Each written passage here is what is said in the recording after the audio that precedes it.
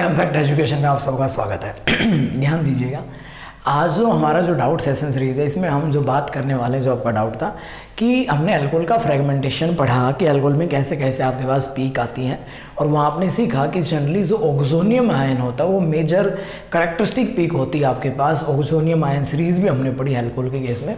सुनिएगा, सवाल ये था हमारे पास, अगर साइक्लोहेक्सेनोल में आपसे पूछा जाए फ्रेगमेंटेशन कैसे होगा और कौन कौन सी पीक ऑब्जर्व होंगी और बेस पीक क्या होगी, मोस्ट इम्पोर्टेंट एग्जाम्पल है, सीखिएगा, सवाल आने लायक है। तो अगर मैं साइक्लोहेक्सेनोल की बात करूं तो आपको पता है यहाँ पे OH ग्रुप आपका अटैच होता है। ध्यान दीजिएगा, ये आपके पास होता है। अब इसमें फ्रेगमेंटेशन कितने कितने टाइप से पॉसिबल है, तो आपको बताया था जनरली आपके पास जब 70 इलेक्ट्रोवोल्ट डालते हैं तो आपको दिमाग में बैठ गई होगी भाई सबसे पहले कौन सा इलेक्ट्रॉन आयनाइज करता है, नॉन बॉन्डिंग इलेक्ट्रॉन, फिर पाई बॉन्डिंग जाते हैं और फिर आपके पास सिग्मा बॉन्डिंग जाते हैं। तो यहाँ पे आपने देखते ही सबसे पहले दिमाग में तो ये आएगी कि यहाँ पे जो हमारी मोलिकुलर आयन पीक की जो पॉसिबिलिटी होगी, मोलिकुलर आयन पीक, उसमें यहाँ पे हमारे पास नॉन बॉन्डिंग इलेक्ट्रॉन जो है ऑक्सीजन का, ये आपका आयनाइजेशन में जाएगा और हमारे पास जब यहाँ से एक इलेक्ट्रॉन चला जाएगा तो हमारे पास रेडिकल जो कैटायन बनेगा, ये हमारी वैल्यू होगी m/z। अगर मैं कैलकुलेट करूँ साइक्लोहेक्सेनोल के मास की बात करें तो इसका मास आपके पास होता है 100। ये हमें मिलेगी मोलिकुलर आयन पीक। कौन सी पीक मिलेगी भाई? Molecular ion peak. ये तो आप सबको पता ही है, generally molecular ion peak is equal to mass of the compound. जो आपके पास कंपाउंड का मास होता है वही आपके पास मोलिकुलर आयन पीक हमें ऑब्जर्व होती है। एक इलेक्ट्रॉन हमारा चला गया, सही है। अब फ्रेगमेंटेशन की बात करें कि साइक्लोहेक्सेनोल में फ्रेगमेंटेशन कितने टाइप से होगा, और सबसे इंपॉर्टेंट पेपर में जो सवाल आएगा वो ये पूछेगा, बताओ इसमें बेस पीक कितने पे मिलेगी। ध्यान देना, बढ़िया सवाल है। तो देखो जनरली यहाँ पे 3 तरीके से फ्रेगमेंटेशन होता है। सबसे पहला टाइप, यहाँ पे अगर मैं फ्रेगमेंटेशन की बात करूँगा, सबसे पहला टाइप हमारे पास क्या होगा, जनरली हमने पढ़ा कि जैसे ही हमारे पास 70 इलेक्ट्रोवोल्ट हम यहाँ पे ऐड करेंगे, डालेंगे, आपको पता आयनाइजेशन होगा, और सबसे पहले आयनाइजेशन होगा नॉन बॉन्डिंग इलेक्ट्रॉन का। ये आपके पास रेडिकल कैटायन बनेगा जिसकी m/z वैल्यू आपके पास 100 है। अब आपने पढ़ा था सबसे पहले पॉसिबिलिटी यहाँ पे क्या होगी, ध्यान देना, अल्फा क्लीवेज हमने पढ़ा था भाई, ध्यान देना, अल्फा क्लीवेज पढ़ा था, मैक्लेफेरेटी पढ़ा था। मैक्लेफेरेटी होने के लिए आपको पता है पाई बॉन्ड का होना जरूरी है और गामा हाइड्रोजन का भी उसके रेस्पेक्ट में होना जरूरी है। तो यहाँ पाई बॉन्ड तो है नहीं, हमारे पास नॉन बॉन्डिंग इलेक्ट्रॉन का आयनाइजेशन होगा और यहाँ पे अल्फा क्लीवेज होगा। तो बेसिकली यहाँ पे होता क्या है, अल्फा पोजीशन पे यहाँ पे हाइड्रोजन है, ध्यान देना, जो पीक ऑब्जर्व होती हैं। तो यहाँ पे ये होगा कि अल्फा पोजीशन ये हो गई, ये H रेडिकल यहाँ से आपका एलिमिनेट हो गया। तो जब H रेडिकल हमारा यहाँ से चला गया तो हमें क्या बचेगा, देखो जल्दी से देखो, यहाँ पे अल्फा क्लीवेज हमने किया है। तो यहाँ पे आपके पास क्या है भाई साहब, OH, और आपको पता है यहाँ पे पॉजिटिव चार्ज था, एक रेडिकल था, अल्फा क्लीवेज हुआ, H रेडिकल चला गया यहाँ से, तो यहाँ पे हमारे पास ये दोनों रेडिकल मिलके क्या बना लेंगे, पाई बॉन्ड। हमारे पास जो m/z वैल्यू जो मिलेगी, ध्यान देना, m/z वैल्यू यहाँ पे जो मिलेगी, एक मास कम कर देंगे, यानी कि एक पीक हमें अराउंड 99 पे इसके मास स्पेक्ट्रम में ऑब्जर्व होगी। इसके बाद अगर साइक्लोहेक्सेनोल की बात की जाए, ध्यान देना भाई, तो ये बात हमने यहाँ पे पढ़ी, और यहाँ पे हमारे, क्योंकि हमें ये चेक करना है, क्योंकि पेपर में ये क्वेश्चन पूछा जाएगा, बताओ साइक्लोहेक्सेनोल में बेस पीक कहाँ मिलेगी। सुनिएगा, चलते हैं आगे। तो पहले टाइप का फ्रेगमेंटेशन हमने क्या पढ़ा, बताओ जल्दी से बताओ। पहले टाइप का फ्रेगमेंटेशन हमने पढ़ा अल्फा क्लीवेज। अल्फा क्लीवेज आपको पता है सिंगल बॉन्ड का क्लीवेज होता है, ध्यान दीजिएगा। इसके बाद जो कहानी ऑब्जर्व हुई साइक्लोहेक्सेनोल में वो अलग ही थी, ध्यान देना। यहाँ पे जो बेस पीक ऑब्जर्व होती है, ध्यान देना, क्या होगा, दूसरा केस क्या होगा यहाँ पे कि आपने ये कहा कि हमारे पास ये रेडिकल कैटायन है। आपने कहा सर पहले केस में तो हमने अल्फा क्लीवेज में इस हाइड्रोजन को तोड़ दिया था। दूसरी पॉसिबिलिटी ये भी है आपके पास, ध्यान दीजिएगा, ये भी तो अल्फा क्लीवेज है, ये भी तो इसके रेस्पेक्ट में ये वाला भी अल्फा क्लीवेज है, चाहे ये वाला हो ये वाला हो। तो यहाँ पे ये भी अल्फा क्लीवेज होगा। तो अगर इस बॉन्ड को मैं तोड़ूंगा तो आपके पास क्या बन जाएगा, ध्यान दीजिएगा भाई, ये सबसे इंपॉर्टेंट है समझना। यहाँ पे आपके पास OH, यहाँ पे आपके पास पॉजिटिव और रेडिकल था, इसका हमें पता है होमोलाइटिक क्लीवेज करते हैं तो अल्फा क्लीवेज होगा, तो यहाँ पे रेडिकल और एक रेडिकल आपके पास इस कार्बन के साथ 2 हाइड्रोजन थे, एक रेडिकल ये बन गया। ध्यान दीजिएगा यहाँ पे होता क्या है, जनरली ये दोनों तो यहाँ पे बॉन्ड बना लेंगे, ये तो यहाँ पे बॉन्ड बन गए, यहाँ पे तो हमारा केवल क्या बचा, कैटायन। ध्यान दीजिएगा अब क्या होगा यहाँ पे, तो बेसिकली यहाँ पे होता क्या है, ध्यान देना इंपॉर्टेंट, यहाँ पे जनरली 1 to 5 पोजीशन पे आपका हाइड्रोजन का ट्रांसफर होता है। मान लीजिएगा देखो कैसे यहाँ से मैं नंबरिंग कर रहा हूँ 1 2 3 4 5, इस पोजीशन पे जो हाइड्रोजन है, ध्यान देना यहाँ पे कितने हाइड्रोजन है, 2 हाइड्रोजन है, यहाँ से आपके पास इस बॉन्ड का होमोलाइटिक क्लीवेज होगा और यहाँ से आपका हाइड्रोजन यहाँ ट्रांसफर करेगा, 1 to 5 H रेडिकल का ट्रांसफर होगा। कहाँ से कहा भाई, 1 to 5 कह रहा हूँ, 1 to 5। अब देखो यहाँ पे होगा क्या, एक एक बात को अच्छे से समझना भाई। यहाँ पे देखो ये आपके पास यहाँ पे एक आपके पास H रेडिकल का ट्रांसफर हो गया और इस बॉन्ड का भी क्लीवेज होमोलाइटिक हो गया। तो क्या होगा यहाँ पे आपके पास बनेगा क्या, यहाँ पे ध्यान दीजिएगा, समझना ये सबसे ज़्यादा इंपॉर्टेंट है, एक एक बात अच्छे से समझना। आपने कहा यहाँ पे हमारे पास OH के ऊपर पॉजिटिव चार्ज है और यहाँ पे आपके पास CHH और यहाँ पे आपके पास ये H रेडिकल यहाँ पे आया, रेडिकल यहाँ पे प्रेजेंट था, ये CH3 बन चुका है यहाँ पे। अब होगा क्या यहाँ पे, ध्यान दीजिएगा, इस पोजीशन के ऊपर आपके पास एक हाइड्रोजन बच गया और ये H रेडिकल की फॉर्म में गया है, तो आपको पता है कि यहाँ पे भी आपके पास एक रेडिकल बच गया। ये कहानी यहाँ पे जनरेट होगी, ध्यान दीजिएगा। नेक्स्ट स्टेप के अंदर समझना, जहाँ से हमें बेस पीक ऑब्जर्व होगी, सुनना भाई। यहाँ पे देखो अब आपके पास इस बॉन्ड का होमोलाइटिक क्लीवेज होगा। कैसा क्लीवेज होगा इस बॉन्ड का, होमोलाइटिक क्लीवेज होगा। और जब होमोलाइटिक क्लीवेज होगा तो आपके पास देखो जल्दी से देखो यहाँ क्या बचेगा, जल्दी से देखो यहाँ पे इस पोजीशन पे ये H था और यहाँ पे आपके पास double bond OH positive charge और यहाँ पे आपके पास ये रेडिकल आ गया, एक रेडिकल यहाँ ऑलरेडी था। और अब दूसरी जो स्पीसीज हमारे पास एलिमिनेट हुई है, दूसरी स्पीसीज पे अगर मैं जाऊंगा तो यहाँ पे हमारे पास क्या बचेगा, देखो यहाँ पे इस पोजीशन के ऊपर ये हमारा कार्बन था, यहाँ पे इसके साथ CH और यहाँ पे हमारे पास आपको पता है ये CH2 है, ये रेडिकल और इस पोजीशन पे भी 2 हाइड्रोजन है। ध्यान देना ये हमारे पास एक स्पीसीज रेडिकल की फॉर्म में एलिमिनेट हो गई। अब आपके पास ये भी रेडिकल था, यहाँ भी एक रेडिकल है, ये दोनों यहाँ पे पाई बॉन्ड बनाएंगे।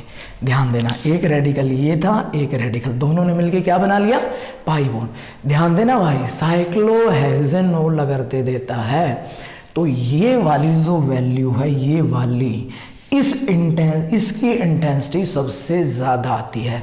अगर मैं इसका मास काउंट करूंगा, आप काउंट कर भी सकते हो कितने कार्बन है, 1 2 3, तो 3 कार्बन है यहाँ पे। मास काउंट करोगे तो ये आपका बन जाएगा अराउंड 36, तो इसका बन गया। और उसके बाद अगर ऑक्सीजन की बात करूँ मैं, ऑक्सीजन का मास कितना है 16 और आपको पता है 2 हाइड्रोजन ये रहे, एक हाइड्रोजन ये रहा, सॉरी यहाँ पे एक हाइड्रोजन है, 2 और एक 3, 3 और एक 4 और एक हाइड्रोजन आपका यहाँ पे है, 5 हाइड्रोजन हो गए हैं। ध्यान दीजिएगा 16 और 5 21 और 36, आपके पास M/Z वैल्यू कितने पे मिली, 57। यानी कि साइक्लोहेक्सेनोल के केस में हमें ये बेस पीक ऑब्जर्व होगी, ये बेस पीक ऑब्जर्व होगी। इससे पहले एक पीक हमने और भी पढ़ी, दैट इज M-199 में पढ़ी, लेकिन ये सबसे मोस्ट इंटेंस पीक है। सही है। इसके बाद एक और फ्रेगमेंटेशन यहाँ पे जनरली एक और केस ऑब्जर्व होता है, तो ये सबसे ज़्यादा इंपॉर्टेंट है जो कहानी मैंने यहाँ पे समझाई है। इससे रिलेटेड 1-2 एग्जांपल और भी डिस्कस करूँगा। तो साइक्लोहेक्सेनोल में किसी प्रकार का डाउट नहीं होना चाहिए, मास स्पेक्ट्रा से 4 नंबर का सीधा क्वेश्चन पूछा जा सकता है। बताइएगा इस वाले साइक्लोहेक्सेनोल के मास स्पेक्ट्रा में बेस पीक कितने पे ऑब्जर्व होती है। ध्यान देना, पेपर में लिख के देगा, M/Z आपको मेंशन करके देगा 51, B option, M/Z 99, C option, M/Z 73, M/Z 57। ध्यान रहे 57 लिख लेना, दिमाग में याद रख लेना, साइक्लोहेक्सेनोल में हमें बेस पीक कितने मिलती है 57 पे। नेक्स्ट एक तीसरे टाइप का केस और यहाँ पे अराइज होता है, वो और मैं डिस्कस करूंगा जनरली। तीसरे टाइप का फ्रेगमेंटेशन क्या होता है, एक पीक और ऑब्जर्व होती है। तो यहाँ पे अगर मैं बात करूँ, हमने पढ़ा सबसे पहली बात, हमारे पास ये मोलिकुलर आयन पीक था, ध्यान दीजिएगा यहाँ पे साइक्लोहेक्सेनोल में। तो यहाँ पे एक केस और अराइज होता है जनरली कि यहाँ से हमारे पास न्यूट्रल मोलिक्यूल का लॉस हो जाए। तो देखो न्यूट्रल मोलिक्यूल के लॉस की अगर बात की जाए तो ये कहा जाता है OH यहाँ से एलिमिनेट हो जाए, या फिर 1 2 3 4 1 2 3 3 पोजीशन से हाइड्रोजन चला जाए, यहाँ से OH चला जाए। तो एक तो ये भी पॉसिबिलिटी है भाई ये बन जाए, यानी कि यहाँ से OH रेडिकल, यहाँ से H रेडिकल, वाटर आपका एलिमिनेट हो गया, ये आपके पास बन जाए। एक तो पॉसिबिलिटी ये भी है। दूसरा ये कहा गया है ये OH चला जाए, ये वाला हाइड्रोजन चला जाए यहाँ से, तो दूसरी पॉसिबिलिटी यहाँ पे ये भी है। तो न्यूट्रल मॉलिक्यूल आपका एलिमिनेट होगा वाटर। तो आपको पता है रेडिकल कैटायन है, रेडिकल कैटायन में से न्यूट्रल लॉस होगा तो रेडिकल कैटायन ही बनेगा, यानी कि मास वाटर का कम कर दें हम तो 16 और 2 18, यानी कि M/Z वैल्यू हमारे पास ये कितने पे थी 100 पे, तो हम यहाँ पे 18 कम कर देंगे तो यहाँ पे M/Z वैल्यू जो मिलती हैं वो हमें 82 पे मिलती हैं। जनरली ये तीन बातें आपको साइक्लोहेक्सेनोल के केस में आपको पता होना चाहिए और इम्पोर्टेंट है और आपसे पूछा जा सकता है फ्रेगमेंटेशन के केस में। सही है, तो ये तीनों बातें आपको याद रखनी है। और ये जो M/Z मैंने 57 बनाया है, ध्यान दीजिएगा, मास स्पेक्ट्रा से ऐसे और भी फ्रेगमेंटेशन के बढ़िया बढ़िया एग्जाम्पल हम डिस्कस करते रहेंगे, जो भी आपको डाउट होता रहेगा। तो ऐसे क्वेश्चन आपके एग्जाम में डायरेक्ट पूछे जा सकते हैं। अब देखो भाई, तो आपसे पूछा जाए बेस पीक कितने में मिली 57 पे, ध्यान रखना है। सही है, अब देखो एक और क्वेश्चन मैं आपसे यहाँ पर डिस्कस करता हूँ। आपसे ये कहा जाए, ध्यान दीजिएगा, क्या आप मास स्पेक्ट्रा से इन दोनों कंपाउंड को डिफरेंशिएट कर सकते हो? यहाँ पे OH, यहाँ पे मैंने CH3 लगाया है, ध्यान दीजिएगा। दूसरा एक ये कंपाउंड A है और दूसरा कंपाउंड आपके पास ये है। एक और क्वेश्चन देख लो भाई, यहाँ पे CH3 लगाया है। Can we differentiate these two compound by mass spectra? क्या हम मास स्पेक्ट्रा के डाटा से इनको डिफरेंशिएट कर सकते हैं? तो देखो हमें पता है ये भी साइक्लोहेक्सेनोल टाइप सिस्टम है, तो उसी के अकॉर्डिंग इनकी बेस पीक ऑब्जर्व होगी। तो हम चेक करते हैं यहाँ पे कौन कौन सी पॉसिबिलिटी है पीक ऑब्जर्व होने की। तो हमने पढ़ा था भाई साइक्लोहेक्सेनोल वाला कॉन्सेप्ट लगाएंगे, पहले इस पर लगाते हैं, ध्यान देना। आप कहोगे कि सर हमारे पास सबसे पहले यहीं पे मैं रेडिकल कैटायन बना रहा हूँ, ध्यान देना, ये बना दिया। आप कहोगे अल्फा पोजीशन ने क्लीवेज करवाया हमने, ठीक है, अल्फा से अल्फा को हमने क्लीवेज करवाया। तो आपको पता है यहाँ पे OH पॉजिटिव रेडिकल L, इसका होमोलाइटिक क्लीवेज होगा, ये बनेगा, और यहाँ पे आपके पास फिर से यहाँ पे रेडिकल बन जाएगा और इस पोजीशन पे CH3। फिर कहा सर हम इसमें क्या करवाते हैं, यहाँ पे ये तो दोनों मिल के आपस में क्या बना लेते हैं, पाई बॉन्ड। फिर हमने कहा था जनरली 1 2 3 4 1 2 5 हाइड्रोजन रेडिकल का ट्रांसफर होता है, तो ये जो H रेडिकल उधर जाएगा तो एक रेडिकल यहाँ बनाएगा, तो यहाँ पे आपके पास यहाँ पे एक रेडिकल यहाँ बन जाएगा भाई, ये रेडिकल बन गया। तो यहाँ पे आपके पास क्या बन जाएगा, यहाँ पे आपके पास ये हाइड्रोजन यहाँ चला गया, तो 2 हाइड्रोजन ऑलरेडी थे, 3 हाइड्रोजन यहाँ, तो रेडिकल खत्म ही हो गया। यहाँ पे अगर मैं बात करूँ एक हाइड्रोजन तो प्रेजेंट है, फिर आप कहते हैं ये CH3 यहाँ रहेगा। फिर आपने पढ़ा था इस बॉन्ड का होमोलाइटिक क्लीवेज होगा, तो एक रेडिकल यहाँ बन जाएगा, रेडिकल यहाँ बनेगा। तो ध्यान दीजिएगा, आप कहोगे कि सर यहाँ पे हमारे पास क्या बन गया, डबल बॉन्ड, और ये 2 हाइड्रोजन यहाँ रहेंगे, एक हाइड्रोजन यहाँ, और ये हमारा कैटायन। यानी कि यहाँ पे जो रेडिकल एलिमिनेट हुआ है हमारा, वो रेडिकल यहाँ पे हमारा ये एलिमिनेट हो गया। ध्यान दीजिएगा, इस पोजीशन पे जो रेडिकल एलिमिनेट हुआ है वो हमारा सेकेंडरी रेडिकल एलिमिनेट हुआ है। तो यहाँ पे तो हमें ये पीक ऑब्जर्व होगी, ये वाली बेस पीक ऑब्जर्व होगी, और इसका मास काउंट करेंगे तो हमें पता है M/Z कितने पे आएगा भाई, 57 पे आएगा। तो इसमें तो हम चाहे इधर से क्लीवेज कर लो, इधर से क्लीवेज कर लो, हमेशा CH3 किसके साथ जाएगा, रेडिकल के साथ। तो इसमें जो पीक ऑब्जर्व होगी हमें केवल M/Z कितने पे ऑब्जर्व होगी, 57 पे। इसके बाद अगर मैं बात करूं ध्यान दीजिएगा, दूसरा, अगर मेटा सब्स्टिट्यूटेड है, ये देखो इस वाले एग्जाम्पल को डिस्कस करता हूँ। यहाँ पे आप कहोगे कि सर दो प्रकार की पॉसिबिलिटी हो सकती है हमारे पास। क्या हो सकती है कि सबसे पहला काम आप क्या करते हो, देखो फिर से इसको डिटेल में हम पढ़ेंगे, दोनों प्रकार की क्लीवेज में यहाँ से करवाऊंगा। आपके पास ये वाला है, ध्यान दीजिएगा, समझना। अब फिर से समझना, ये दो एग्जांपल इसलिए करवा रहा हूँ ताकि साइक्लोहेक्सानोल में आपको पता होना चाहिए कि बेस पीक कहाँ से ऑब्जर्व होती है।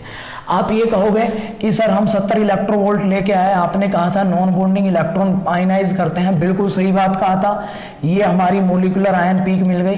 फिर आपने कहा सर यहाँ अल्फा क्लीवेज होता है, तो एच रेडिकल, वो तो पीक हम पढ़ चुके हैं, एच रेडिकल चला जाए यहाँ से, लेकिन बेस पीक कहाँ से मिलती है, या तो इस बॉन्ड का क्लीवेज हो या इस बॉन्ड का क्लीवेज हो, और 1 to 5 हाइड्रोजन का एच रेडिकल का ट्रांसफर हो, ध्यान देना। तो यहाँ पे अगर मैं मान लेता हूँ इस साइड को मैंने कहा फर्स्ट, यहाँ से लेके चलता हूँ फर्स्ट केस है, यहाँ से लेके चलता हूँ सेकंड केस है। बात करते हैं हम फर्स्ट केस की। मान लीजिएगा फर्स्ट केस से हमने बॉन्ड को क्लीवेज करवाया, तो आप कहोगे कि यहाँ पे OH था, ये रेडिकल कैटायन था, ये यहाँ पे रेडिकल जनरेट हो गया। आप कहोगे ये CH3 था, इस बॉन्ड का होमोलाइटिक फर्स्ट वाले का क्लीवेज करवाया, यहाँ रेडिकल बन गया। आपने कहा हमारे पास 1 2 3 4 5 1 to 5 यहाँ पे आपके पास H रेडिकल का ट्रांसफर होता है, तो ये रेडिकल इधर जाएगा, तो यहाँ पे रेडिकल खत्म हो जाएगा, यहाँ रेडिकल जनरेट हो जाएगा। और आपने कहा ये आपस में मिलके यहाँ पे, पहले हम पढ़ चुके हैं, ये दोनों आपस में मिलके यहाँ पाई बॉन्ड बना लेंगे। तो यहाँ पे क्या बनेगा, देखो भाई ध्यान दीजिएगा। तो यहाँ पे फिर से वही केस राइज होगा हमारे पास, इस पोजीशन के ऊपर फिर से 3 हाइड्रोजन हो गए, ये CH3 यहाँ लगा हुआ है, यहाँ से H रेडिकल गया तो यहाँ पे एक रेडिकल जनरेट हो गया, ये OH पॉजिटिव, ये आपके पास है। फिर से हम कहते हैं कि भाई साहब यहाँ से इस बॉन्ड का होमोलाइटिक क्लीवेज होता है, इस बॉन्ड का होमोलाइटिक क्लीवेज होगा, तो आपके पास यहाँ क्या बचेगा, बताओ भाई। यहाँ पे इस केस में अगर मैं बात करूँ तो यहाँ पे हमारे पास क्या बच जाएगा, केवल अगर मैं इसको यहाँ पे बनाना चाहूँ, ध्यान दीजिएगा यहाँ पे, तो ये रेडिकल, ध्यान दीजिएगा भाई, ये OH पॉजिटिव, यहाँ रेडिकल, इन्होंने बॉन्ड बनाया, इसका M/Z कैलकुलेट करूंगा, इसका M/Z कितने पे आएगा, M/Z 57 पे ही आएगा, ध्यान दीजिएगा। दूसरा यहाँ पे इस केस में हमारे पास यहाँ पे M/Z कितने पे आएगा, 57 पे। दूसरा यहाँ पे जो रेडिकल एलिमिनेट हुआ है, तो यहाँ पे रेडिकल है CH3, ये आपका CH3 और ये CH2 रेडिकल, ये रेडिकल एलिमिनेट हो गया केस फर्स्ट से, और M/Z हमें कितने मिला, 57 पे। दूसरा अगर क्लीवेज करवाएंगे दूसरा अगर मैं क्लीवेज करवाऊंगा सेकंड टाइप, अगर मैं यहाँ पे सेकंड टाइप क्लीवेज करवाता हूँ, सेकंड टाइप, ध्यान दीजिएगा भाई, सेकंड टाइप तो सुनिएगा, सेकंड टाइप की अगर बात करें तो सेकंड टाइप में ये वाला क्लीवेज होगा, इसको क्लीवेज करेंगे तो यहाँ पे हमारे पास क्या बनेगा, ध्यान दीजिएगा। यहाँ पे आपको पता है रेडिकल कैटायन है, अब ये वाला आइटम आपका ये CH3 एज इट इज रहेगा, इस इधर से आपने क्लीवेज करवाया, इस पोजीशन से क्लीवेज करवाया है, तो आपने बोला था कि यहाँ पे भाई साहब 2 हाइड्रोजन तो है, आपने इस बॉन्ड को तोड़ दिया, तो यहाँ पे एक रेडिकल बनेगा, एक रेडिकल यहाँ बनेगा। आप बोलते हो ये तो आपस में क्या बना लेंगे, पाई बॉन्ड बना लेंगे, फिर से वही काम होगा 1 2 3 4 5, ध्यान देना, बार बार बोल रहा हूँ, यहाँ से बेस पीक मिलती है 1 to 5, यहाँ पे आपको पता है क्या ट्रांसफर होगा, हाइड्रोजन का ट्रांसफर होगा, तो हाइड्रोजन H रेडिकल का ट्रांसफर होगा, तो 1 to 5 यहाँ से हाइड्रोजन H रेडिकल का ट्रांसफर होगा, तो क्या बन जाएगा यहाँ पे, जैसे ही ट्रांसफर होगा, ध्यान दीजिएगा भाई, आपके पास क्या कहानी होगी यहाँ पे, सुनना भाई, यहाँ पे 2 हाइड्रोजन यहाँ पे अटैच है, यहाँ पे आपके पास यहाँ से H रेडिकल जा रहा है हाइड्रोजन, ये H रेडिकल यहाँ आ गया, तो यहाँ पे इस पोजीशन पे एक रेडिकल जनरेट करेगा, यहाँ पे CH3 बन जाएगा, ये CH3 यहाँ है, तो नेक्स्ट यहाँ पे आपको पता है इस बॉन्ड का यहाँ पे होमोलाइटिक क्लीवेज होता है, तो यहाँ से अगर मैं बात करूँगा हमारे पास एक रेडिकल यहाँ बनेगा, एक रेडिकल ये है, तो हमें जो बेस इधर से जो पीक ऑब्जर्व होगी, ध्यान दीजिएगा, जो हम साइक्लोहेक्सेन में पढ़ रहे हैं, तो ये रेडिकल इसके साथ एक, देखो एक रेडिकल ये था, एक रेडिकल ये आ गया, बॉन्ड बनाएगा, यहाँ एक तो CH3 है और एक हाइड्रोजन है, ये बनेगा भाई, ध्यान दीजिएगा, एक हाइड्रोजन आपका यहाँ पे भी आप स्ट्रक्चर बनाओगे तो ये आपके पास बनेगा, और यहाँ पे पॉजिटिव चार्ज, ये कैटायन बनेगा, और यहाँ से जो रेडिकल निकलेगा वही आपका CH3 CH2 रेडिकल, यानी कि C3H7 रेडिकल, ये आपका एलिमिनेट हुआ। तो यहाँ से कंक्लूजन क्या निकल के आया ध्यान दीजिएगा। तो जब हम क्या बोलते हैं, जनरली हम CS3 को ग्रुप को पैरा OH के रेस्पेक्ट में पैरा पे लगा रहे थे, तो वहां पे हमें केवल एक ही पीक ऑब्जर्व हो रही थी M/Z सतह 1। यहाँ हमें एक पीक और ऑब्जर्व हो रही है, और इसकी M/Z वैल्यू कितनी होगी अगर काउंट करेंगे तो देखो, यहाँ पे काउंट करेंगे तो M/Z, तो यहाँ पे 7, वहाँ पे आपके पास 57 था, तो यहाँ पे आपके पास डिफरेंस कितना आ गया, कितने का आ गया, एक कार्बन आया 12, 3 हाइड्रोजन आए 12 और 3 15, और दूसरी बात यहाँ पे एक हाइड्रोजन भी तो गया है, तो 14 ऐड होगा, तो इसकी M/Z वैल्यू कितने पे आ जाएगी, 71 पे। ये M/Z कितने पे मिल रहा था हमें, 57 पे। तो यहाँ दोनों मिलेंगे, यहाँ हमें दोनों मिलेंगे। तो ये बात आपको यहाँ पे याद रखनी है फ्रेगमेंटेशन के पैटर्न में, सही है ना। तो बढ़िया एग्जाम्पल था ये 2-3 एग्जाम्पल मैंने करके बताए सॉरी, वो इसीलिए ताकि भाई साहब आपको ये याद रहे। तो साइक्लोहेक्सेनोल के अंदर थोड़ा डिफरेंट केस होता है, एक एक बात आप याद रखोगे। दूसरी बात, जो आपका मास स्पेक्ट्रा है, कैमफैक्ट एजुकेशन का जो हमारा ऐप है, उसमें टोटल मास स्पेक्ट्रा के 15 लेक्चर आएंगे, जिसमें से 12-13 लेक्चर आ चुके हैं, 2-3 लेक्चर और बचे हुए हैं। तो फिर हम इसके जो भी प्रॉब्लम होंगे 1 बाय 1 डिस्कस करते रहेंगे। एक क्वेश्चन मैंने कल भी डिस्कस करवाया था, 2 क्वेश्चन और एक ये। तो ऐसे बढ़िया प्रॉब्लम